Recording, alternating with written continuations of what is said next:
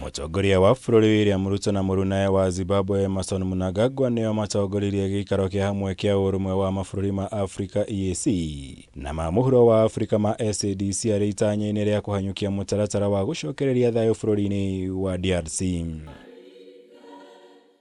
Kiungano gĩkĩ kĩhĩtũkirie gũkuruhanio kwa mũtongoria wa bũrũri wa Botswana Dagĩtarĩ MOKGWEETSI MASISI kũingĩra kĩgomano-inĩ kĩa AMEMBA ATANO gũthugunda mĩario ya kũrehe thayũ bũrũri-inĩ wa DRC.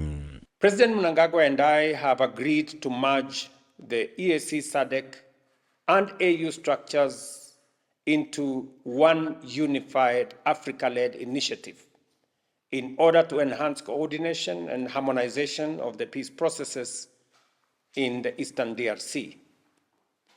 I therefore request Your Excellencies to consider the outcome of the joint meeting between the chairperson of SADC and EAC and the panel of facilitators. Amwe ya AMEMBA kĩgomano gĩkĩ nĩ mũtongoria wa bũrũri ũyũ wa tene Uhuru Kenyatta, mũtongoria wa tene wa bũrũri wa Central African Republic Catherine Saba-Panza na mũtongoria wa tene wa bũrũri wa Ethiopia Sahle-Work Zewde.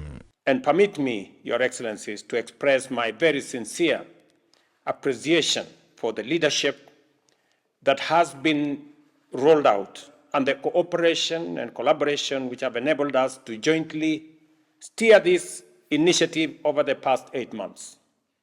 I also extend my gratitude to Your Excellencies, heads of state, for the bold steps taken by the EAC and SADC to join hands with our sister country, the Democratic Republic of Congo, in the journey towards restoring peace. Kĩgomano gĩkĩ rĩu gĩtanyĩtwo kũnyitithania mĩario ĩrĩa yatabanagio mũciĩ-inĩ wa Nairobi na wa LUANDA mwanya mwanya na kũmĩkuruhania mũtaratara-inĩ mwerũ ũrĩa ũgũkorwo rungu rwa ũrũmwe wa mabũrũri ma Afrika AU. On 1st of August 2025 in Nairobi, His Excellency President Mnangagwa and I met with a panel of facilitators to brief them on their mandate, which is to facilitate inclusive dialogue among the various actors in the Eastern DRC conflict, with the aim of addressing its root causes and achieving sustainable peace and development. During that meeting, the joint EAC SADC Secretariat presented a set of enabling documents developed in consultation with the Africa Union Commission to guide the operation of the merged East Africa-led Nairobi and Luanda peace processes.